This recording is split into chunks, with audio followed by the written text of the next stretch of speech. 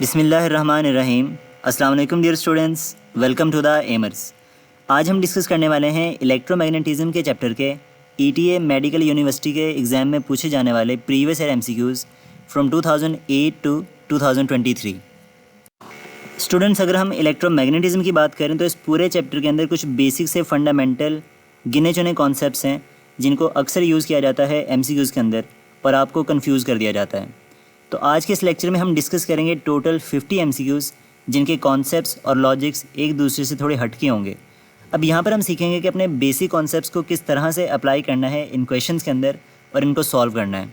तो अगर आपको ये कॉन्फिडेंस आ जाए कि आपका ये टॉपिक बिल्कुल रेडी हो चुका है तो आपके लिए हमने एक छोटा सा टेस्ट ऐड किया है जिसका लिंक डिस्क्रिप्शन बॉक्स में अवेलेबल है। आप इस टेस्ट को वहाँ से डाउनलोड करिए, प्रैक्टिस करिए एंड अगर आपको किसी क्वेश्चन में कोई मसला हो, कोई इशू हो तो आप हमसे डिस्कस कर सकते हैं कमेंट सेक्शन के अंदर। तो चलिए स्टार्ट करते हैं अपना आज का सबसे पहला एमसीक्यूज़। तो फर्स्ट एमसीक्यू हमारे पास में है, a solenoid has length L and number of turns N, it carries a current I, the magnetic field produced inside the solenoid is given by. तो हमें ये बताना है कि इनसाइड द सोलेनॉइड कितनी मैग्नेटिक फील्ड प्रोड्यूस होती है। तो स्टूडेंट्स, अगर हम एक सोलेनॉइड की बात करें तो इसके इनसाइड जो मैग्नेटिक फील्ड बनती है उसका फॉर्मूला होता है B is equals to mu naught NI। अब यहाँ पे स्टूडेंट्स हमारे पास में जो स्मॉल n है ये कहलाता है number of turns per unit length और इसका फॉर्मूला होता है n डिवाइडेड बाय l। यानी कि जो कैपिटल N है ये रिप्रेजेंट करेगा टोटल नंबर ऑफ़ टर्न्स को और जो कैपिटल L है ये रिप्रेजेंट करता है total length of the wire को। तो अगर हम यहाँ पे फार्मूले के अंदर स्मॉल n की वैल्यू को रिप्लेस करेंगे तो हमारा फार्मूला बनेगा B is equals to mu naught n over L times I। यानी कि हमारा जो चार्ली ऑप्शन है अपने गिवन ऑप्शन में से वो राइट ऑप्शन है।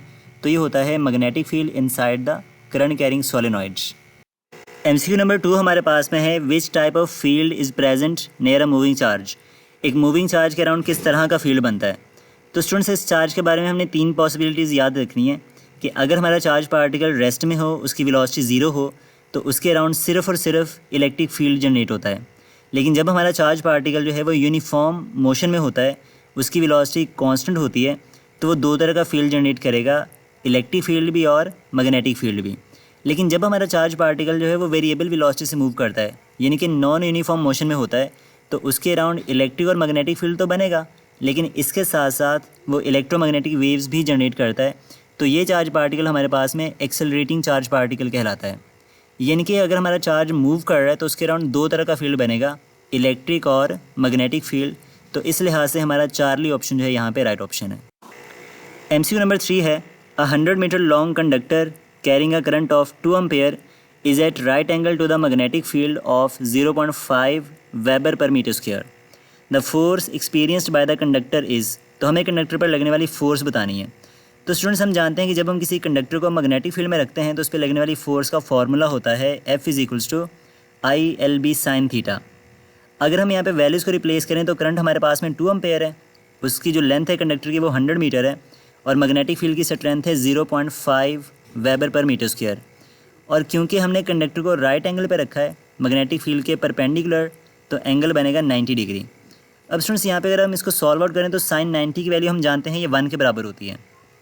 तो फर्दर इसको अगर हम सॉल्व करें तो यहाँ पर जो 0.5 है इसको हम 1/2 लिख सकते हैं। तो फार्मूला बनेगा F is equals to 2 into 100 into 1/2। अब स्टूडेंट्स, यहाँ पे जो डिनोमिनेटर में 2 है वो इस 2 से कैंसिल आउट हो जाएगा तो हमारे पास में इसका आंसर आएगा 100 न्यूटन। यानी कि हमारा बीटा ऑप्शन जो है वो राइट ऑप्शन है। एमसीक्यू नंबर 4 हमारे पास में है, a wire of length 10 centimetre lying normal to the magnetic field of 0.5 tesla is experience of force of 5 newton, the current in the wire is. तो हमें करंट बताना है किसी कंडक्टर में से गुजरने वाला जब उसको मैग्नेटिक फील्ड के परपेंडिकुलर रखा जाता है। तो स्टूडेंट्स, यहाँ पे हम जानते हैं कि जब हम किसी कंडक्टर को मैग्नेटिक फील्ड में रखें तो उस पर लगने वाली जो फोर्स है उसका फॉर्मूला होता है F is equals to ILB sine theta. अब हमें क्योंकि करंट कैलकुलेट करना है तो यहाँ पर जो LB साइन थीटा है वो फोर्स के साथ डिवाइड हो जाएगा तो फार्मूला बनेगा I is equals to F over LB sine theta. अगर हम इस फार्मूले में वैल्यूज़ को रिप्लेस करें तो फोर्स हमारे पास में है 5 न्यूटन, कंडक्टर की जो लेंथ है वो है 10 सेंटीमीटर जिसको मीटर्स में कन्वर्ट करने के लिए इसको लिखोगे 10/100। जो मैग्नेटिक फील्ड की स्ट्रेंथ है वो है 0.5। अगर इसका पॉइंट हम ख़त्म करें तो ये बन जाएगा 5/10 और एंगल हमारे पास में 90 बनेगा क्योंकि कंडक्टर मैग्नेटिक फील्ड के नॉर्मल में पड़ा हुआ है। अब स्टूडेंट्स यहाँ पे आप देखो तो 10 के साथ 10 कैंसिल आउट हो रहेगा एंड हमारे पास में जो 100 है वो 5 से हो रहेगा मल्टीप्लाई, और यहाँ पे जो साइन 90 है ये 1 के बराबर होता है, तो जब हम 100 को 5 से मल्टीप्लाई करवाएंगे तो ये बनेगा 500, और डिनोमिनेटर में ऑलरेडी हमारे पास में एक 5 एग्जिस्ट कर रहा है, तो जब हम 500 को 5 से डिवाइड करेंगे तो हमारा आंसर आएगा 100 एम्पेयर, यानी कि हमारा जो चार्ली ऑप्शन है यहाँ पे वो राइट ऑप्शन है। MCQ नंबर 5 हमारे पास में है the force exerted on a wire of length 1 metre carrying a current of 1 ampere lying normal to the magnetic field is called, यानी कि जब हम किसी कंडक्टर को मैग्नेटिक फील्ड में परपेंडिकुलर रखेंगे तो उसके ऊपर लगने वाली जो फोर्स है वो क्या कहलाती है। अब स्टूडेंट्स यहाँ पे अगर हम बात करें force on current carrying conductor की तो इसका फॉर्मूला होता है F = ILB sin थीटा। अब यहाँ पे हमारे पास में जो करंट की वैल्यू है वो है 1 एम्पेयर, कंडक्टर की लेंथ है 1 मीटर, B हमें नहीं पता, और क्योंकि कंडक्टर मैग्नेटिक फील्ड के नॉर्मल में पड़ा है तो एंगल बनेगा 90 डिग्री, और साइन 90 हम जानते हैं 1 के बराबर होता है, तो यहाँ पे जो फोर्स आपके पास में बनेगी वो B के इक्वल आएगी, और B को हम जानते हैं कि इसके डिफरेंट नाम होते हैं, इसको मैग्नेटिक फील्ड स्ट्रेंथ भी कहते हैं, मैग्नेटिक इंडक्शन का नाम भी दिया जाता है, और इसको मैग्नेटिक फ्लक्स डेंसिटी भी कहते हैं। तो 1 मीटर के कंडक्टर पर लगने वाली जो फोर्स है जब उसमें से 1 एम्पेयर करंट गुजरेगा मैग्नेटिक फील्ड के परपेंडिकुलर रखते हुए, तो वो जो फोर्स है वो magnetic flux density, magnetic induction या फिर मैग्नेटिक फील्ड स्ट्रेंथ के इक्वल होती है, यानी कि B के बराबर। तो हमारा जो राइट ऑप्शन है यहाँ पर वो बनेगा मैग्नेटिक फ्लक्स डेंसिटी, यानी कि बीटा ऑप्शन। MCQ नंबर 6 हमारे पास में है the magnetic induction at a distance of 0.1 metre from a straight wire through which 10 ampere current flow is. अब सुन इस क्वेश्चन में हमें दो चीज़ें बता रहा है, एक है डिस्टेंस फ्रॉम द वायर जो कि 0.1 मीटर है, और दूसरा है करंट जो कि 10 एम्पेयर के इक्वल है। अब हम जानते हैं मैग्नेटिक इंडक्शन या magnetic field due to a straight wire, इसका फॉर्मूला होता है B = μ0I / 2πr। अब यहाँ पे अगर हम वैल्यूज़ को रिप्लेस करें तो μ0 हमारे पास में होता है 4π × 10⁻⁷, करंट की वैल्यू 10 एम्पेयर है, 2π वैसे का वैसा, और R हमारे पास में आएगा 0.1। अब स्टूडेंट्स यहाँ पे हम देखें तो 2π को जब 4π से डिवाइड करेंगे तो ये आंसर बनेगा 2, तो हमारा ऑप्शन आ जाएगा 2 × 10⁻⁷, 10 वैसे का वैसा। अब जो डिनोमिनेटर में 0.1 है इसको हम 1/10 लिख सकते हैं। अब ये जो डिनोमिनेटर में 10 है ये ऊपर वाले 10 से आके जब मल्टीप्लाई होगा तो बन जाएगा 100, तो ये बनेगा B = 2 × 10⁻⁷ × 100। अब स्टूडेंट्स यहाँ पे देखो 100 के जो 2 ज़ीरो है ना वो ये पावर को 2 कम कर देंगे, क्योंकि ये -7 है और ये +2 बनेगा पावर में, तो ये बन जाएगा 10 की पावर -5, तो हमारा आंसर आएगा 2 × 10⁻⁵ टेस्ला, यानी कि हमारा चार्ली ऑप्शन है वो यहाँ पे राइट ऑप्शन है। MCQ नंबर 7 है for the production of electromagnetic waves the charges used are. Electromagnetic waves कब जनरेट होती हैं। अब स्टूडेंट्स हमने पहले भी ये MCQ डिस्कस कर लिया है एक, कि अगर हम चार्ज की बात करें तो 3 प्रॉपर्टीज़ हैं। अगर चार्ज रेस्ट में तो सिर्फ और सिर्फ इलेक्ट्रिक फील्ड बनेगा, अगर चार्ज यूनिफॉर्म मोशन में है तो इलेक्ट्रिक और मैग्नेटिक फील्ड दोनों जनरेट होते हैं। इन दोनों केसेस में कोई भी इलेक्ट्रोमैग्नेटिक वेव्स जनरेट नहीं होती, ये हमारे पास में नॉन एक्सीलरेटिंग चार्ज पार्टिकल्स होते हैं। लेकिन जब हमारे पास में चार्ज की वेलोसिटी वेरिएबल होती है, वो नॉन यूनिफॉर्म मोशन करता है, तो उसमें इलेक्ट्रिक और मैग्नेटिक फील्ड के साथ साथ इलेक्ट्रोमैग्नेटिक वेव्स जनरेट होती हैं, और ये पार्टिकल कहलाता है एक्सीलरेटिंग चार्ज पार्टिकल। यानी कि हमारे जो गिवन ऑप्शन हैं उनमें से C ऑप्शन राइट ऑप्शन है, accelerating charge particle electromagnetic waves को जनरेट करता है। MCQ नंबर 8 हमारे पास में है if the current in parallel conductor be flowing in opposite direction then 2 conductors will, कि अगर 2 कंडक्टर्स में करंट की डायरेक्शन अपोजिट हो तो वो क्या करेंगे। अब सुनिए, ये सिंपल सा लॉजिक है कि अगर 2 कंडक्टर्स में करंट की डायरेक्शन अपोजिट है तो उनमें हमेशा रिपल्शन होती है, और अगर करंट की डायरेक्शन सेम हो तो उनमें हमेशा अट्रैक्शन होती है। अब इसका रीज़न क्या होता है, चलिए इसको देखते हैं। अगर मान लो कि हमारे पास में जो लेफ्ट वाली वायर है इसमें करंट अगर अपवर्ड जा रहा है तो बाय राइट हैंड रूल इसका मैग्नेटिक फील्ड बनेगा एंटी क्लॉकवाइज, और राइट वाले वायर के अंदर जो करंट है वो जा रहा है डाउनवर्ड डायरेक्शन में, तो इसका मैग्नेटिक फील्ड बनेगा क्लॉकवाइज। अगर आप बिटवीन द वायर्स देखो तो दोनों की मैग्नेटिक फील्ड की डायरेक्शन सेम है, दोनों इनवर्ट जा रहे हैं, तो यहाँ पे हमारे पास में जो रिजल्टेंट मैग्नेटिक फील्ड बनेगा वो स्ट्रॉन्ग हो जाएगा।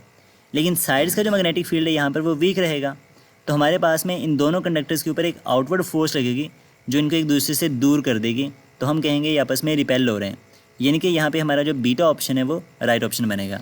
तो लॉजिक याद रखना कि अपोजिट करंट्स हमेशा एक दूसरे को रिपेल करते हैं। MCQ नंबर 9 है 2 metallic wires are lying parallel if the current in these wires be flowing in the same direction the wires will.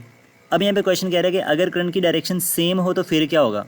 तो ज़ाहिर बात है स्टूडेंट्स, अगर करंट की डायरेक्शन सेम है तो उनके दरम्यान में अट्रैक्शन हो जाएगी, गपशप हो जाएगी। अब इसका रीज़न क्या होता है ये देखते हैं। तो लेट्स से हमारे पास में दो वायर्स हैं जिनके दरम्यान करंट की डायरेक्शन सेम है। लेफ्ट वाले वायर में भी करंट अपवर्ड जा रहा है और राइट वाले वायर में भी जो करंट है वो अपवर्ड जा रहा है। तो दोनों का जो मैग्नेटिक फील्ड है बाय राइट हैंड रूल ये बनेगा एंटी क्लॉकवाइज। अब स्टूडेंट्स अगर आप बिटवीन द वायर्स देखो तो दोनों की जो मैग्नेटिक फील्ड है वो अपोजिट है। एक जा रही है इनवर्ड और दूसरी आ रही है आउटवर्ड। तो यहाँ पे हमारा जो रिजल्टेंट मैग्नेटिक फील्ड है वो कैंसिल आउट हो जाएगा और एक वीक मैग्नेटिक फील्ड यहाँ पे बनेगा।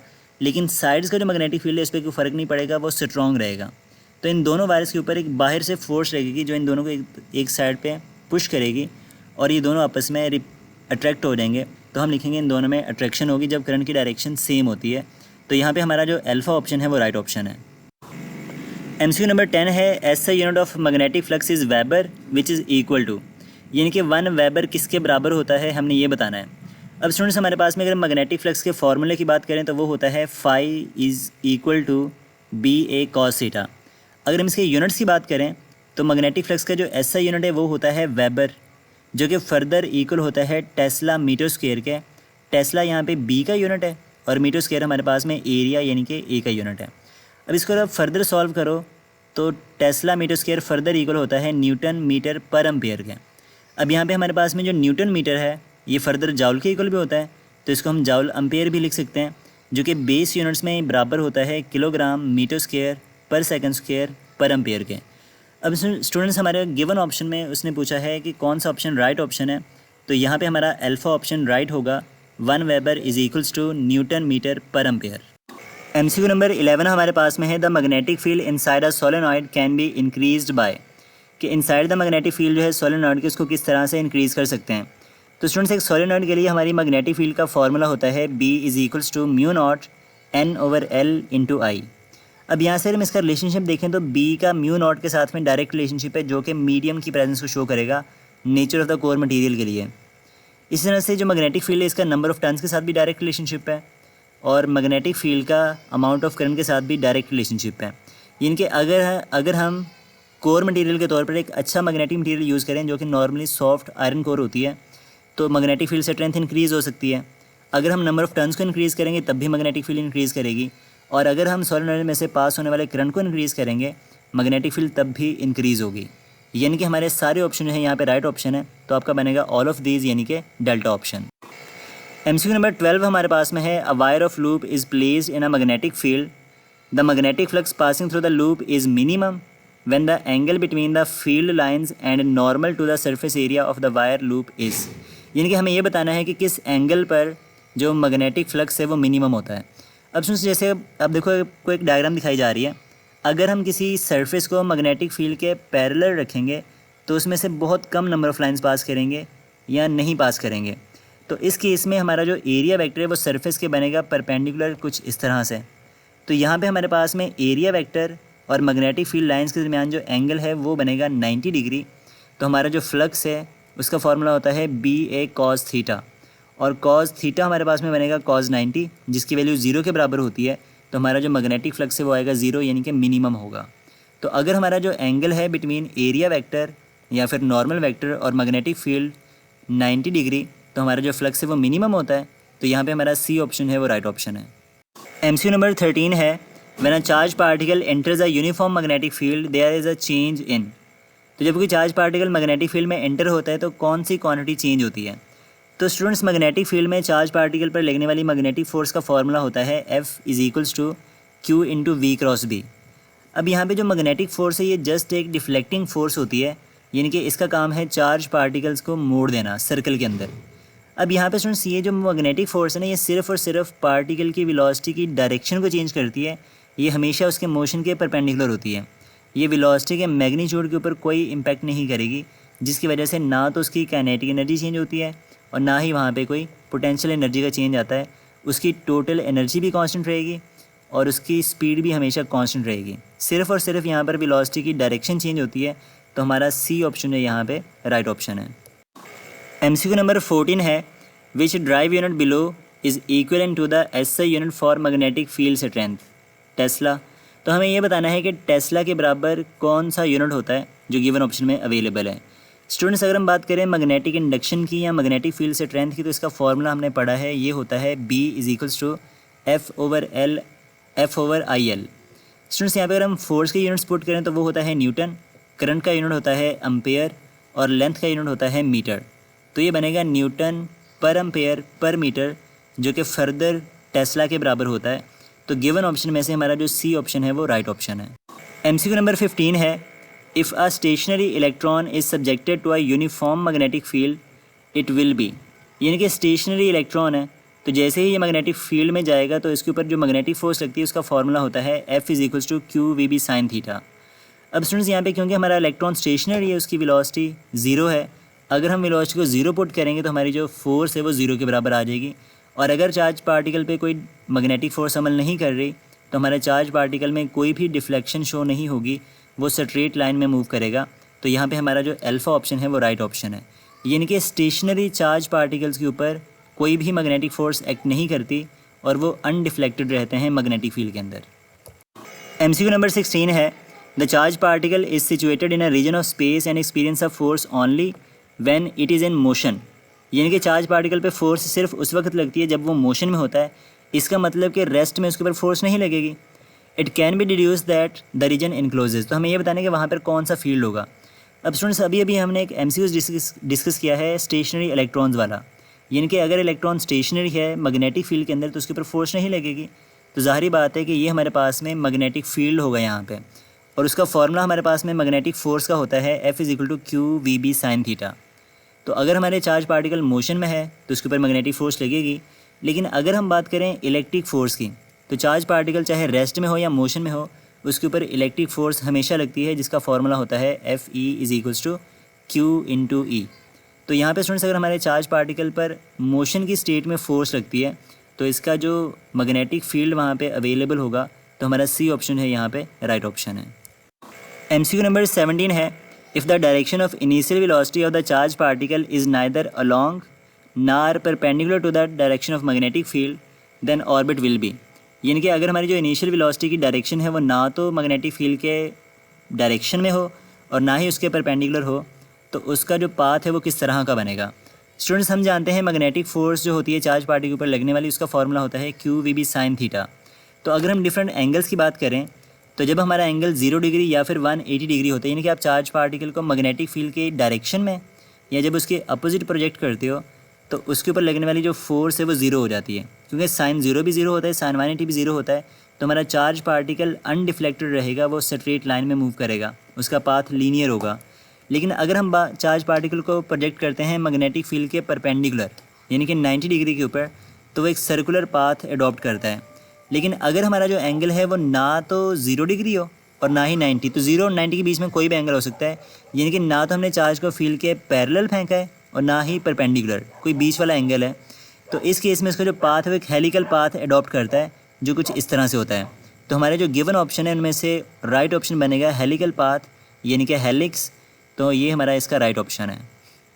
MCQ नंबर 18 है, if the streams of two protons moves parallel to each other in the same direction then they will. अब स्टूडेंट्स यहाँ पे हम जानते हैं कि जब भी हमारा कोई चार्ज पार्टिकल मूव करता है तो वो करंट को कैरी करता है। अब यहाँ पे हमारे पास में दो स्ट्रीम्स हैं, दो बीम्स ऑफ प्रोटॉन्स हैं जो कि सेम डायरेक्शन में मूव कर रही हैं। कुछ इस तरह से सपोज कर लो, अगर ये दो बीम्स हम कंसिडर कर लें दो कंडक्टर्स को, तो ज़ाहिर बात है जो बीम्स ऑफ प्रोटॉन्स मूव करेंगे तो इनमें करंट जनरेट होगा। अब करंट के जनरेट होने से यहाँ पे हमारे पास में एक मैग्नेटिक फील्ड बनेगा। तो बाय राइट हैंड रूल अगर करंट की डायरेक्शन अपवर्ड है तो इनका जो मैग्नेटिक फील्ड है वो बनेगा एंटी क्लॉकवाइज। अगर आप देखो बिटवीन द स्ट्रीम्स तो जो मैग्नेटिक फील्ड की डायरेक्शन है वो एक दूसरे के अपोजिट है। एक वायर के लिए या एक स्ट्रीम के लिए वो बन रही है इनवर्ड और एक के लिए बन रही है आउटवर्ड। तो दोनों जब एक दूसरे को कैंसिल आउट करेंगे तो यहाँ पे जो रिजल्टेंट मैग्नेटिक फील्ड है वो वीक होगा, लेकिन साइड्स का जो मैग्नेटिक फील्ड है वो यहाँ पे स्ट्रॉन्ग बनेगा। तो इनसे बाहर से एक फोर्स लगेगी इनवर्ड, तो ये दोनों वायर्स एक दूसरे की तरफ अट्रैक्ट हो जाएंगे। तो यहाँ पे हमारा जो बीटा ऑप्शन है वो राइट ऑप्शन है। MCQ नंबर 19 है, two long parallel wires X and Y carry current 3 ampere and 5 ampere respectively. The force per unit length experienced by X is 5 × 10⁻⁻5 newton to the right. The force per unit length experienced by wire Y is. अब students यहाँ पे हमारे पास में ये सिर्फ logic based question है, यानी कि दो वायर्स वो बोल रहा है, एक X वायर है और दूसरी Y वाली वायर है। अगर एक्स वाली वायर के ऊपर जो फोर्स है वो लगती है राइट साइड के ऊपर 5 × 10⁻⁻5 न्यूटन की, तो हमने ये बताना है कि वाई पर कितनी फोर्स लगेगी। अब स्टूडेंट्स यहाँ पे सिंपल सी बात आपने याद रखनी है कि जितनी एक वायर फोर्स लगाएगी दूसरी वायर के ऊपर, दूसरी वायर भी सेम उतनी ही फोर्स लगाएगी, लेकिन उसकी जो डायरेक्शन है वो अपोजिट होगी। तो यहाँ पे अगर एक्स वाली वायर जो है वो लगा रही है 5 × 10⁻⁻5 न्यूटन, तो वाई वाला वायर भी सेम इतनी फोर्स लगाएगा, लेकिन उसकी जो डायरेक्शन है वो अपोजिट होगी। एक्स वाला फोर्स लगा रहा है राइट साइड की तरफ, तो वाई वाला फोर्स लगाएगा लेफ़्ट साइड की तरफ, यानी कि हमारा जो डेल्टा ऑप्शन है यहाँ पे राइट ऑप्शन है। तो ये इतनी सी कहानी है इसकी यहाँ पे। MCQ नंबर 20 है, an electron is projected with a velocity v into a region where there exists a uniform electric field of strength E perpendicular to a uniform of magnetic field of strength B. If electron velocity to remain constant, v must be. यानी कि अगर हम किसी electron को एक ऐसे reason में project करें जहाँ पर इलेक्ट्रिक और मैग्नेटिक फील्ड दोनों एक दूसरे के परपेंडिकुलर हैं, तो उसकी वेलोसिटी को कांस्टेंट रखने के लिए वेलोसिटी कितनी होनी चाहिए। अब फ्रेंड्स यहाँ पे ना हम बात करते हैं वेलोसिटी सिलेक्टर की, जहाँ पे इलेक्ट्रिक और मैग्नेटिक फील्ड दोनों एक दूसरे के परपेंडिकुलर होते हैं। तो जब ये दोनों एक दूसरे के परपेंडिकुलर होंगे तो इनका जब मैग्नीट्यूड बराबर हो जाते हैं आपस में चार्ज पार्टिकल के ऊपर लगने वाली इलेक्ट्रिक और मैग्नेटिक फोर्स का, तो इस केस में उसकी जो वेलोसिटी होती है ना, उसको फॉर्मूला याद रखने के लिए हम एक छोटा सा सेंटेंस याद रखेंगे, वेब, यानी कि v = E/b। तो ये वर्ड है वेब, जो कि हम वेलोसिटी सिलेक्टर में यूज़ करते हैं। तो अगर कोई पार्टिकल इस वेलोसिटी के साथ मूव करेगा तो इस मैग्नेटिक और इलेक्ट्रिक फील्ड में से अनडिफ्लेक्टेड मूव करेगा एक स्ट्रेट लाइन के अंदर, और उसकी जो वेलोसिटी है वो कांस्टेंट रहेगी। तो स्टूडेंट्स यहाँ पे हमारे पास में जो राइट ऑप्शन है वो बनेगा डेल्टा ऑप्शन, कि उसकी जो वेलोसिटी का मैग्नीट्यूड है वो होगा E/b के बराबर, और चार्ज पार्टिकल मूव करेगा इलेक्ट्रिक और मैग्नेटिक फील्ड के परपेंडिकुलर। तो ये टॉपिक होता है वेलोसिटी सिलेक्टर्स के केस में। MCQ नंबर 21 हमारे पास में है, a long solenoid has a length L and total number of turns N, each of which has a cross sectional area A, it's inductance is. तो हमें यहाँ पे ना एक सोलेनॉइड की इंडक्टेंस बतानी है। तो स्टूडेंट्स अगर हम बात करें सोलेनॉइड की, तो जब इसमें से पास करने वाला करंट चेंज होता है तो करंट के चेंज होने से इसमें एक EMF इंड्यूस होती है, और ये प्रोसेस कहलाता है सेल्फ इंडक्शन। और एक सोलेनॉइड की जो सेल्फ इंडक्टेंस होती है, इसका फॉर्मूला होता है L = μ0 n² AL। अब सोलेनॉइड के लिए हम जानते हैं कि स्मॉल n की वैल्यू होती है capital N over total length, यानी कि ये कहलाता है number of turns per unit length. अगर आप स्मॉल n की वैल्यू अपने फार्मूले में रिप्लेस करोगे तो सेल्फ इंडक्टेंस का फार्मूला बनेगा L = μ0 n² over L × A, यानी कि जब इसको पुट करोगे तो L का स्क्वायर बनेगा, और एक L से एक L कैंसिल आउट होने के बाद ये फार्मूला बन जाएगा आपके पास में। तो हमारा जो चार्ली ऑप्शन है यहाँ पर वो राइट ऑप्शन है। MCQ नंबर 22 है, अ मूविंग चार्ज पार्टिकल सराउंड्स। जब एक चार्ज पार्टिकल मूव करता है तो उसमें कितनी तरह के फील्ड्स बनते हैं। स्टूडेंट्स हम जानते हैं कि एक चार्ज पार्टिकल जब रेस्ट में होता है तो सिर्फ और सिर्फ इलेक्ट्रिक फील्ड कैरी करता है, लेकिन जब वो मूव करना स्टार्ट करता है, मूविंग कंडीशन में होता है विद यूनिफॉर्म वेलोसिटी, तो उस केस में उसके अराउंड इलेक्ट्रिक फील्ड भी बनता है और मैग्नेटिक फील्ड भी बनता है, यानी कि दो फील्ड जनरेट करता है। तो हमारा जो बीटा ऑप्शन है यहाँ पे राइट ऑप्शन है। MCQ नंबर 23 है, the changing magnetic flux in a certain region of space surrounds, कि अगर हम मैग्नेटिक फ्लक्स को चेंज करें तो वहाँ पर क्या बनेगा। अब स्टूडेंट्स यहाँ पर हमारे पास में एक मैक्सवेल थ्योरी है, उसके अकॉर्डिंग जब हम किसी रीजन में इलेक्ट्रिक फ्लक्स को चेंज करते हैं तो वहाँ पर मैग्नेटिक फील्ड बनता है, यानी कि changing electric flux produces a magnetic field and changing magnetic flux produces an electric field. Electric field के चेंज होने से मैग्नेटिक फील्ड और मैग्नेटिक फील्ड के चेंज होने से इलेक्ट्रिक फील्ड बनती है। तो इन दोनों का जो चेंज है आपस में ये इलेक्ट्रोमैग्नेटिक वेव्स को जनरेट करता है। तो यहाँ पे हमारे पास में उसने पूछा है चेंजिंग इलेक्ट्रिक फ्लक्स क्या जनरेट करता है, तो हम बोलेंगे मैग्नेटिक फील्ड, यानी कि बीटा ऑप्शन जो है वो राइट ऑप्शन है। MCQ नंबर 24 है, an electron enters a magnetic field acting vertically downward with a velocity v from east. एक इलेक्ट्रॉन ईस्ट की तरफ से एंटर होता है एक मैग्नेटिक फील्ड के अंदर जो कि वर्टिकली डाउनवर्ड है, और हमें बताना है कि इलेक्ट्रॉन की डिफ्लेक्शन किस तरफ होगी। अब स्टूडेंट्स यहाँ पे देखो हमारे पास में जो मैग्नेटिक फील्ड दिखा रखी है क्रॉस के साथ, वो इनटू द पेज है। अब यहाँ पे हमारा एक इलेक्ट्रॉन है जो कि ईस्ट से इंटर होता है, यानी कि ईस्ट से अगर वो एंटर हो रहा है तो वो वेस्ट की तरफ जाएगा, और जो मैग्नेटिक फील्ड है वो है इनटू द पेज। तो इसके लिए आप यूज़ करोगे क्रॉस, और अगर हमें यहाँ पे फोर्स की डायरेक्शन बतानी है तो यहाँ पे हम यूज़ करते हैं राइट हैंड रूल। अब स्टूडेंट्स राइट हैंड रूल के अकॉर्डिंग क्या होता है कि अगर मान लो ये हमारी वेलोसिटी है v और मैग्नेटिक फील्ड है इनटू द पेज, तो अगर हम अपने राइट हैंड की फिंगर्स को रोटेट करवाएंगे इनटू द पेज, यानी कि डाउनवर्ड जब उसको मोड़ोगे आप तो आपको जो थंब है वो जाएगा डाउनवर्ड डायरेक्शन में। तो एक पॉजिटिव चार्ज पर जो फोर्स लगेगी इस केस में वो लगेगी डाउनवर्ड, लेकिन यहाँ पर हम बात कर रहे हैं इलेक्ट्रॉन की, तो इलेक्ट्रॉन पर जो फोर्स है वो लगेगी इसके बिल्कुल अपोजिट, यानी कि अपवर्ड डायरेक्शन में टूवर्ड्स नॉर्थ। तो हमारा जो इलेक्ट्रॉन है वो यहाँ पर डिफ्लेक्ट होगा क्लॉकवाइज डायरेक्शन में। तो आपने ये छोटी सी एक बात यहाँ पे याद रखनी है कि जब भी हमारा चार्ज पार्टिकल मैग्नेटिक फील्ड में इंटर होता है इनटू द पेज, अगर वो इलेक्ट्रॉन है तो वो क्लॉकवाइज रोटेट करेगा, और अगर हमारे पास में वो प्रोटॉन है तो वो एंटी क्लॉकवाइज रोटेट करता है। तो इस केस में क्योंकि हमारा इलेक्ट्रॉन है वो जब क्लॉकवाइज बेंट होगा तो उसके ऊपर जो फोर्स लगेगी वो नॉर्थ की डायरेक्शन में लगेगी, तो हमारा जो अल्फ़ा ऑप्शन है यहाँ पे राइट ऑप्शन बनेगा।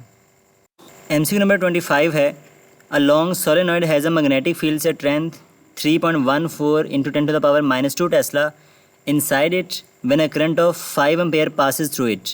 The number of turns in 1 meter of the solenoid is।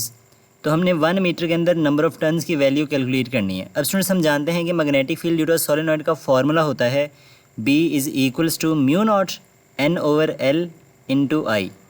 अब यहाँ पे स्टूडेंट्स अगर हम N की बात करें तो N का फॉर्मूला जब आप यहाँ से सेपरेट करोगे तो ये बनेगा N इज़ इक्वल्स टू BL/म्यू नॉट आई। जो डिनोमिनेटर में L है वो B से मल्टीप्लाई हो जाएगा और म्यू नॉट और I जो है वो डिवाइड हो जाएगा। अगर हम यहाँ पे वैल्यूज़ को रिप्लेस करें तो B की वैल्यू हमारे पास में है 3.14 इंटू 10⁻², लेंथ हमारे पास में है 1 के इक्वल, और म्यू नॉट की वैल्यू हम जानते हैं 4 पाई इंटू 10⁻⁷ होती है, और करंट हमारे पास में है 5 एम्पेयर। अब स्टूडेंट्स यहाँ पे हम जानते हैं कि पाई की वैल्यू होती है 3.14, तो इसका मतलब कि 4 के साथ जो पाई है वो 3.14 से कैंसिल आउट हो जाएगा, तो ऊपर हमारे पास में बचेगा 10⁻²। इसी तरह से यहाँ पे डिनोमिनेटर में जो 10⁻⁷ है, जब आप इसको न्यूमरेटर में शिफ्ट करोगे तो ये बन जाएगा +7, और यहाँ पे जब आप 5 को 4 से करवाओगे मल्टीप्लाई तो ये बनेगा 20, यानी कि हमारी वैल्यूज़ कुछ इस तरह से रेंज हो जाएंगी कि 10⁻⁻² तो ऑलरेडी है, जो डिनोमिनेटर में -7 था ये ऊपर आके हो गया +7, और 5 इंटू 4 बन गया 20। अब जब 7 में से 2 को माइनस करोगे तो बचेगा 10⁵ डिवाइडेड बाय 20। अब 10⁵ को हम लिख सकते हैं 1 के साथ 5 0 लगा करके, और डिनोमिनेटर में 20 वैसे का वैसा आ रहेगा। अब जब यहाँ से आप 1 0 को 1 0 से कैंसिल आउट करोगे तो बाकी बचेगा 10,000 डिवाइडेड बाय 2, और हम जानते हैं 10,000 का जो हाफ है वो 5,000 के बराबर होता है, तो जो नंबर ऑफ टर्न्स है वो यहाँ पे 5,000, यानी कि C ऑप्शन हमारा राइट ऑप्शन बनेगा।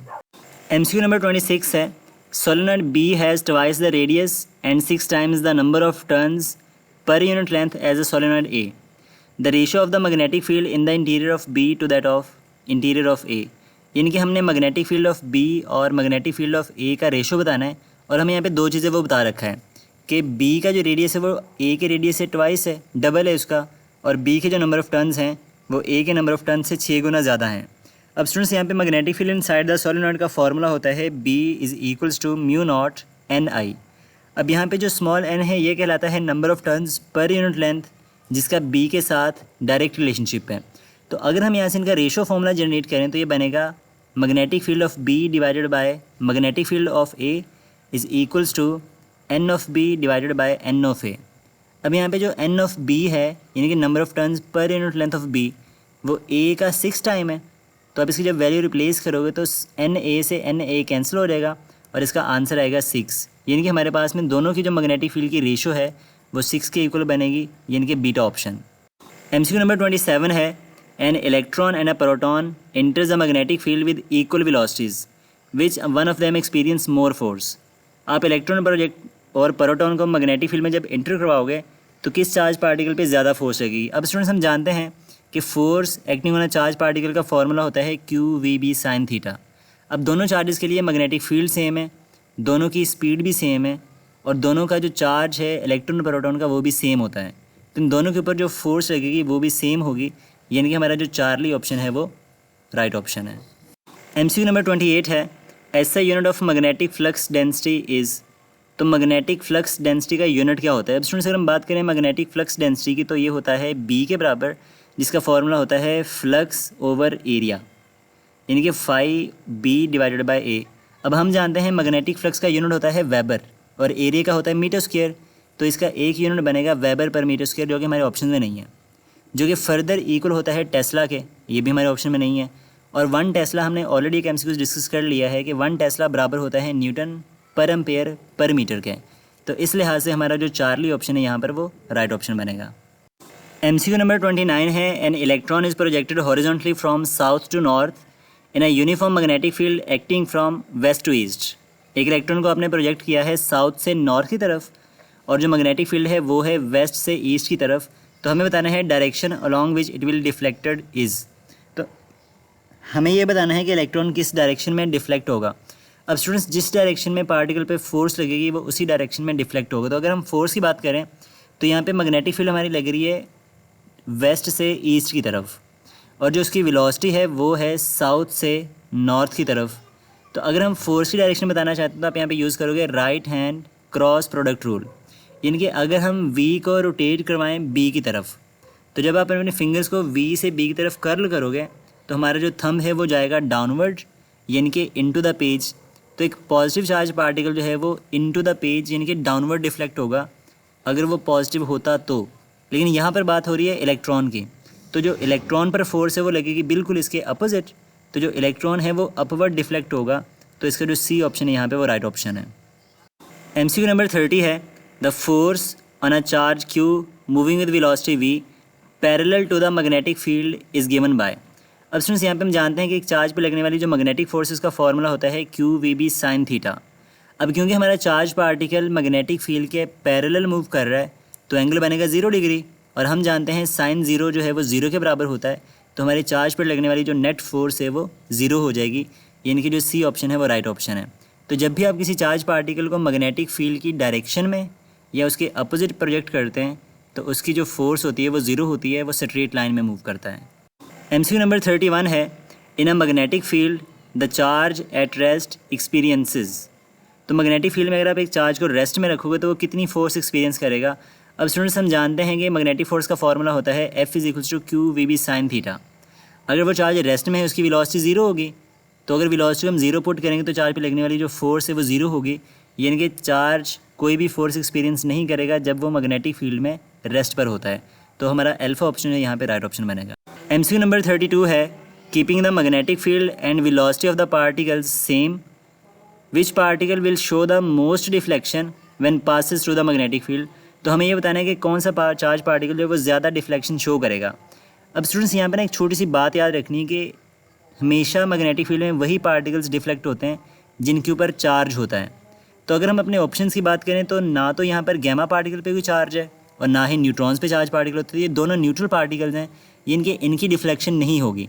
अब हमारे पास में 2 ऑप्शन बचे हैं अल्फ़ा और बीटा का, तो इनमें से कौन सा पार्टिकल ज़्यादा डिफ्लेक्शन शो करेगा। तो इसके लिए ना आपने एक छोटा सा रिलेशनशिप याद रखना है कि अगर पार्टिकल्स का मैस कम होगा तो वो ज़्यादा डिफ्लेक्शन शो करता है, यानी कि डिफ्लेक्शन का मैस के साथ में इन्वर्स रिलेशनशिप होता है। अब हम जानते हैं कि अल्फ़ा एक भारी पार्टिकल होता है, वज़नी होता है, लेकिन जो बीटा है वो एक हल्का फुल्का पार्टिकल होता है। तो बीटा का मैस क्योंकि कम है इसलिए उसकी जो डिफ्लेक्शन है वो ज़्यादा होगी, हमारा बीटा ऑप्शन है यहाँ पे राइट ऑप्शन बनेगा। एमसीक्यू नंबर 33 हमारे पास में है, a wire carrying current 10 milli ampere experiences a force of 2 newton in a uniform magnetic field, what is the force on it when current rises to 30 milli ampere. यानी कि यहाँ पे देखो अब हम करंट को इंक्रीज़ कर रहे हैं तो हमें ये बताना है कि फोर्स पे क्या फ़र्क पड़ेगा, वो कितनी इंक्रीज़ करेगी। अब स्टूडेंट्स हम जानते हैं कि force on a current carrying conductor का फॉर्मूला होता है F is to IL B sine theta. अब यहाँ पर फोर्स का करंट के साथ डायरेक्ट रिलेशनशिप है, यानी कि अगर हम करंट को इंक्रीज़ करेंगे तो जो फोर्स है वो भी इंक्रीज़ करेगी। अब यहाँ पे देखो तो करंट को हम इंक्रीज़ कर रहे हैं 10 से 30 मिली एम्पेयर तक, यानी कि वो 3 टाइम इंक्रीज़ कर रहा है, तो हमारी जो फोर्स है वो भी 3 टाइम इंक्रीज़ करेगी। यानी कि अगर वो पहले 2 न्यूटन है तो 2 का 3 टाइम तो ये बनेगा 6 न्यूटन, यानी कि हमारा सी ऑप्शन है यहाँ पे राइट ऑप्शन है। एमसीक्यू नंबर 34 है, an electron is moving along the axis of solenoid carrying a current, which of the following is correct statement about the magnetic force acting on the electron. वो कहते हैं जैसे एक solenoid है तो इसके अंदर से करंट पास कर रहे हैं तो जाहिर बात है यहाँ पर एक मैग्नेटिक फील्ड जनरेट होगी। वो कहते हैं कि अगर हम एक इलेक्ट्रॉन को इस मैग्नेटिक फील्ड के पैरेलल थ्रो करें along the axis of the solenoid तो इस पर कितनी फोर्स लगेगी। अब स्टूडेंट्स हम जानते हैं कि मैग्नेटिक फोर्स चार्ज पार्टिकल पे ज़ीरो होती है जब भी चार्ज पार्टिकल मैग्नेटिक फील्ड के पैरेलल या एंटी पैरेलल मूव करता है। तो इस केस में भी इलेक्ट्रॉन पे कोई फोर्स नहीं लगेगी, वो बिना कोई डिफ्लेक्शन शो करवाए यहाँ से सीधा निकल जाएगा, क्योंकि उसके ऊपर लगने वाली जो मैग्नेटिक फोर्स है वो ज़ीरो के बराबर होगी। तो इसका जो डेल्टा ऑप्शन है वो राइट ऑप्शन है। MCQ नंबर 35 है, Lawrence force is based upon. तो स्टूडेंट्स हम जानते हैं कि लॉरेंस फोर्स बेसिकली एक ऐसी फोर्स है जब हम किसी चार्ज पार्टिकल को कंबाइंड इलेक्ट्रिक और मैग्नेटिक फील्ड में रिलीज़ करते हैं तब उसके ऊपर एक्ट करती है। और इसका फॉर्मूला हमारे पास में होता है FL = FE + FM। FE हमारे पास में इलेक्ट्रिक फोर्स है जिसकी वैल्यू होती है QE, और FM हमारी मैग्नेटिक फोर्स है जिसकी वैल्यू होती है Q × V × B। अब यहाँ से अगर आप देखो तो हमारे पास में जो Q है, जो मैग्नेटिक फोर्स है, वो क्रॉस प्रोडक्ट है V और B का। तो हमारी जो लॉरेंस फोर्स है एक्चुअल में ये बेस करती है क्रॉस प्रोडक्ट के ऊपर, यानी कि इसका जो बीटा ऑप्शन है वो राइट ऑप्शन है। MCQ नंबर 36 है, the work done by the magnetic field on a moving charge particle is.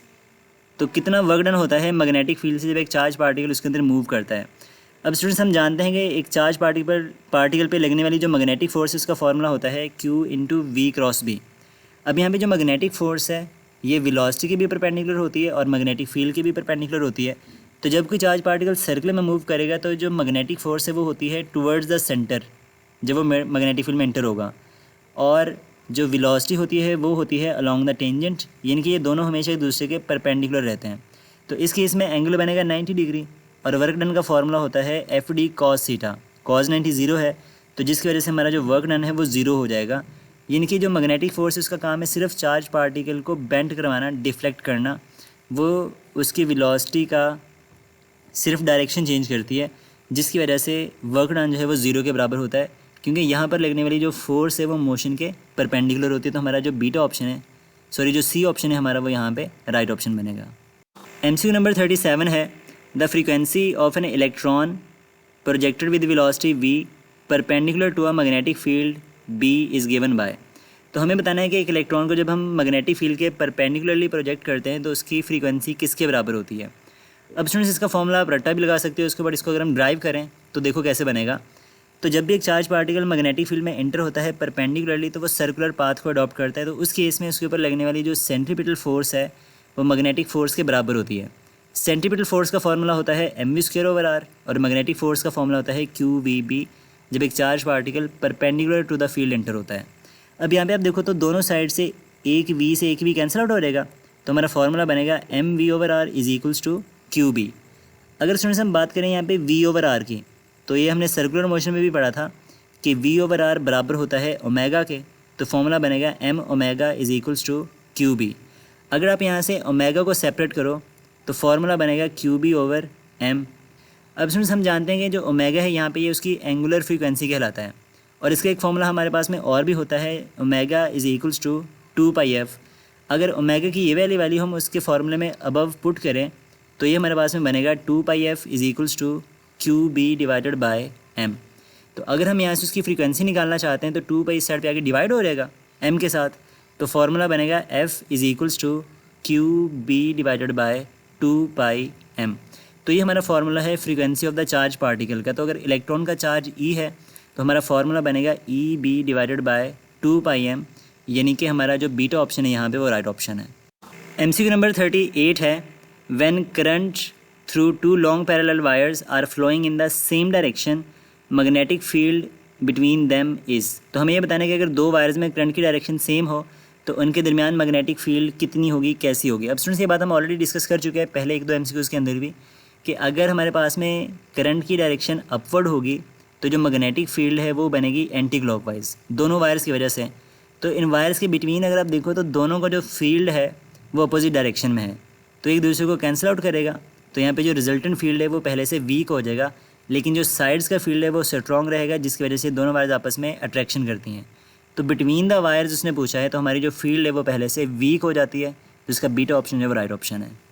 MCQ number 39 है, magnetic flux is maximum when the angle between magnetic field and vector area is. अब students अगर हम बात करें magnetic flux की, तो हम जानते हैं कि जब हम मैग्नेटिक फील्ड के अंदर किसी सरफेस को परपेंडिकुलर रखेंगे तो उसमें से पास करने वाली जो मैग्नेटिक फील्ड लाइंस हैं वो मैक्सिमम होंगी, और इस केस में इस सरफेस का जो एरिया वेक्टर है वो मैग्नेटिक फील्ड के बनेगा पैरेलल कुछ इस तरह से, यानी कि हमारा जो एरिया वेक्टर और मैग्नेटिक फील्ड का एंगल है वो होगा 0 डिग्री। और हमारे मैग्नेटिक फ्लक्स का फॉर्मूला होता है phi is equals to B A cos theta. Angle 0 degree है और कॉस ऑफ 0 हम जानते हैं 1 के बराबर होता है, तो फ्लक्स आएगा बी ए जो कि मैक्सिमम फ्लक्स को रिप्रेजेंट करता है। तो हमारा जो फ्लक्स है वो मैक्सिमम होगा अगर एंगल जो है वो 0 डिग्री हो between magnetic field and area vector, यानी कि alpha option is the right option. MCQ number 40 हमारे पास में है, if an electrons are pass through an electric and magnetic field undeflected the correct equation is, कि जब जो इलेक्ट्रॉन है वो इलेक्ट्रिक और मैग्नेटिक फील्ड में से अनडिफ्लेक्टेड पास करता है तो कौन सा फॉर्मूला जो है वो यहाँ पे राइट ऑप्शन होगा। स्टूडेंट जब हम बात करते हैं ना कंबाइंड इलेक्ट्रिक और मैग्नेटिक फील्ड की, तो चार्ज पार्टिकल्स पे जो फोर्स लगती है इसको लॉरेंस फोर्स का नाम दिया जाता है। अब लॉरेंस फोर्स का जो मैग्नीट्यूड है वो बराबर होता है FE + FM, यानी कि इलेक्ट्रिक और मैग्नेटिक फोर्स का सम। इलेक्ट्रिक फोर्स की वैल्यू हम जानते हैं QE के बराबर है और मैग्नेटिक फोर्स की वैल्यू होती है QVB जब आप चार्ज पार्टिकल को परपेंडिकुलरली प्रोजेक्ट करते हो मैग्नेटिक फील्ड में। तो अगर हम यहाँ से Q को कॉमन कर लें तो हमारा फॉर्मूला बनेगा Q × E + VB, यानी कि अगर पार्टिकल हमारा मैग्नेटिक फील्ड के अंदर अनडिफ्लेक्टेड मूव कर रहा है तो जो उसके ऊपर टोटल फोर्स लगेगी वो Q × E + VB के इक्वल होगी, यानी कि हमारा अल्फा ऑप्शन है यहाँ पे राइट ऑप्शन बनेगा। MCQ नंबर 41 है, what is a galvanometer used for. Galvanometer को क्यों यूज़ किया जाता है। अब स्टूडेंट्स ये हमारे सिलेबस में इंक्लूड तो नहीं है गैल्वानोमीटर, बट ये एक जनरल नॉलेज बेस्ड क्वेश्चन है कि जो गैल्वानोमीटर है ये करंट को डिटेक्ट करने के लिए इस्तेमाल किया जाता है और ये यूज़ करता है इफ़ेक्ट्स ऑफ मैग्नेटिज्म को।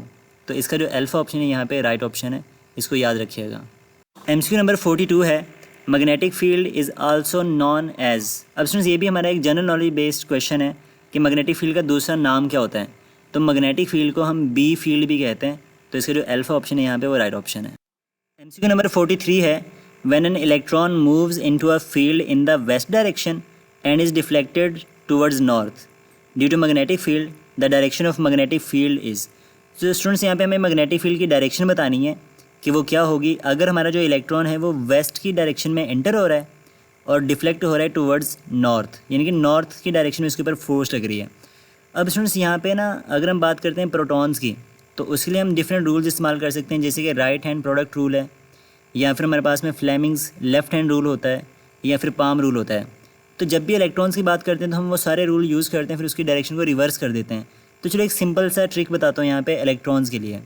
तो जब भी इलेक्ट्रॉन्स की बात हो तो यहाँ पे आप बजाय फ्लेमिंग का लेफ़्ट हैंड यूज़ करो, आप यहाँ पे फ्लेमिंग्स राइट हैंड रूल भी यूज़ कर सकते हैं इलेक्ट्रॉन्स के लिए। अब यहाँ पे होता क्या है कि अगर हम अपने थंब को फोर्स की डायरेक्शन में रखें, जिस डायरेक्शन में कंडक्टर के ऊपर फोर्स लग रही है या फिर चार्ज पार्टिकल के ऊपर फोर्स लग रही है, तो हमारी जो फर्स्ट फिंगर है ये मैग्नेटिक फील्ड की डायरेक्शन को रिप्रेजेंट करेगी अगर हमारी जो सेकंड फिंगर है वो वेलोसिटी की डायरेक्शन में हो। अगर आप ये रूल यहाँ पे लगाओगे अपने फ्रंट केस के अंदर, तो यहाँ पे आप देखो जो फोर्स है वो लग रही है नॉर्थ की डायरेक्शन में। आप थंब को रखो नॉर्थ की डायरेक्शन में, जो सेकंड फिंगर है उसको रखो वेस्ट की तरफ, तो आपकी जो फर्स्ट फिंगर है वो जाएगी इनटू द स्क्रीन या फिर इनटू द पेज, यानी कि वर्टिकली इनवर्ड जाएगी। तो हमारी जो मैग्नेटिक फील्ड है वो वर्टिकली इनवर्ड होगी according to Fleming's right hand rule. तो ये हमारा राइट ऑप्शन है, यानी कि चार्ली। आई होप कि आपको ये पॉइंट समझ आया होगा। अगर समझ में नहीं आया तो हमें कमेंट सेक्शन में ज़रूर बताइएगा और एक बार इसको प्रैक्टिस ज़रूर कीजिएगा। MCQ नंबर 44 है, the strength of magnetic field produced by the solenoid depends upon. तो एक सोलेनॉइड की जो मैग्नेटिक फील्ड है वो किन फैक्टर्स पर डिपेंड करती है। अब स्टूडेंट्स हम जानते हैं कि magnetic field due to solenoid का फॉर्मूला होता है B = μ0 Ni। अब जो मैग्नेटिक फील्ड है वो डिपेंड करती है nature of the core material के ऊपर भी, यानी कि μ0 के ऊपर भी, जिसके ऊपर हमने वायर्स को वाउंड किया होता है, और ये डिपेंड करती है number of turns per unit length के ऊपर भी, और ये डिपेंड करती है अमाउंट ऑफ करंट के ऊपर भी। तो ये जो MCQs है ना, इसमें हमारे दो ऑप्शन ऐसे हैं जो कि राइट हैं। हमारा बीटा ऑप्शन भी ठीक है, यानी कि nature of the core material जिसके ऊपर हम उसको वाउंड करते हैं उस पर भी डिपेंड करेगी strength of magnetic field, and amount of current जो सोलेनॉइड में से पास करता है उस पर भी डिपेंड करती है। तो इसका बीटा और डेल्टा दोनों ऑप्शन जो हैं वो राइट ऑप्शन हैं। MCQ नंबर 45 है, when a neutron enters into a magnetic field perpendicularly with velocity v, it's acceleration is. तो स्टूडेंट्स हम जानते हैं कि एक्सेलरेशन उस वक्त प्रोड्यूस होता है जब पार्टिकल पर फोर्स लगती है। तो अगर हम मैग्नेटिक फोर्स की बात करें तो उसका फॉर्मूला होता है QVB sin थीटा। अब क्योंकि हमारा जो पार्टिकल है वो न्यूट्रल है, वो न्यूट्रॉन है, तो न्यूट्रॉन पे चार्ज ज़ीरो होता है, जिसकी वजह से उस पर लगने वाली जो फोर्स है वो भी ज़ीरो हो जाएगी। और by Newton second of motion acceleration का फॉर्मूला होता है फोर्स डिवाइडेड बाय मास। तो अगर फोर्स ज़ीरो है तो उसमें एक्सेलरेशन भी प्रोड्यूस नहीं होगा, वो भी ज़ीरो रहेगा। तो हमारा जो अल्फ़ा ऑप्शन है वो राइट ऑप्शन है। MCQ नंबर 46 है, a charge particles entered in a magnetic field anti parallel to the field, magnetic force on this particle is given by. तो स्टूडेंट्स हम जानते हैं कि मैग्नेटिक फोर्स का फॉर्मूला होता है F = QVB sin थीटा। अब अगर चार्ज पार्टिकल मैग्नेटिक फील्ड के एंटी पैरेलल मूव कर रहे हैं तो ज़ाहिर बात है एंगल बनेगा 180 डिग्री, और हम जानते हैं साइन 180 की वैल्यू ज़ीरो होती है, जिसकी वजह से हमारा पूरा फैक्टर ज़ीरो होगा और चार्ज पार्टिकल पर कोई भी फोर्स नहीं लगेगी। तो जो चार्ली ऑप्शन है यहाँ पे वो राइट ऑप्शन है। यानी कि जब भी हम किसी चार्ज पार्टिकल को मैग्नेटिक फील्ड के पैरेलल या एंटी पैरेलल थ्रो करते हैं, उसके ऊपर लगने वाली मैग्नेटिक फोर्स हमेशा ज़ीरो के बराबर होती है। क्वेश्चन नंबर 47 है, magnetic field lines of force are. जो मैग्नेटिक लाइंस हैं, लाइंस ऑफ फोर्स हैं, वो किस तरह से होती हैं।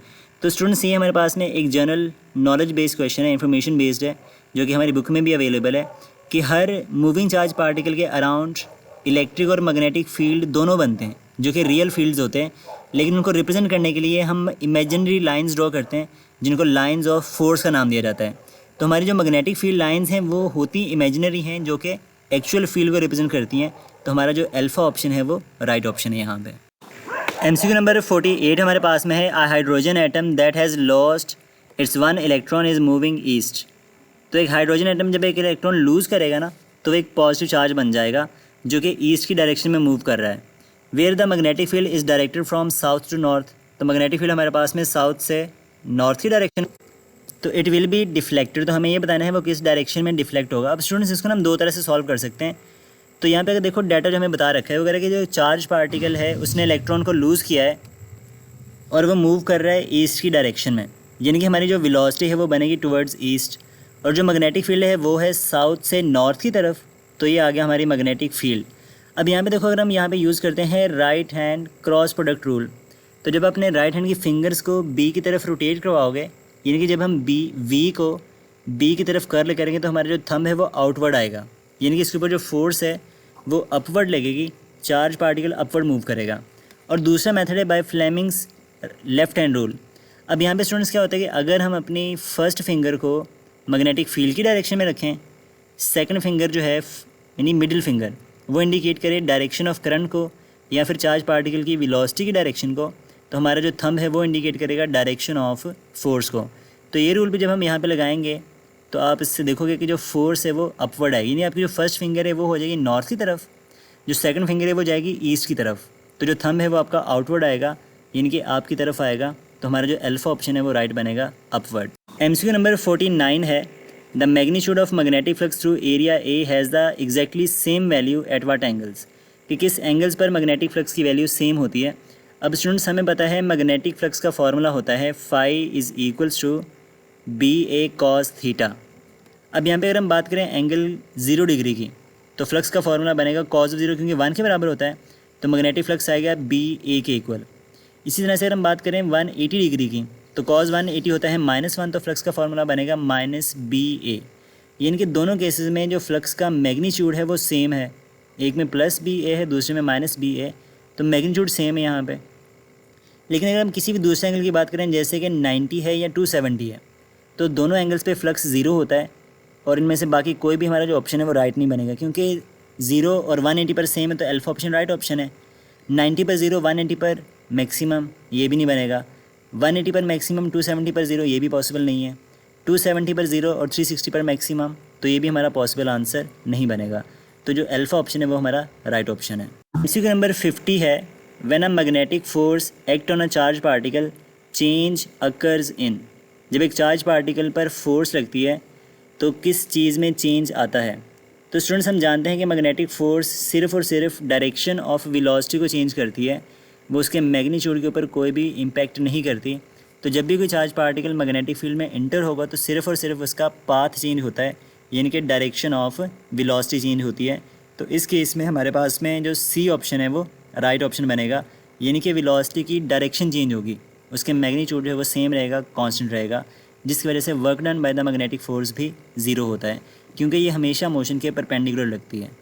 तो आई होप कि आपको आज के सारे MCQs समझ में आए होंगे। एंड स्टूडेंट्स, अगर आपको किसी भी क्वेश्चन में कोई डाउट हो, कोई मसला हो, कोई चीज़ समझ ना आई हो, तो हमसे कमेंट सेक्शन में ज़रूर डिस्कस करिएगा।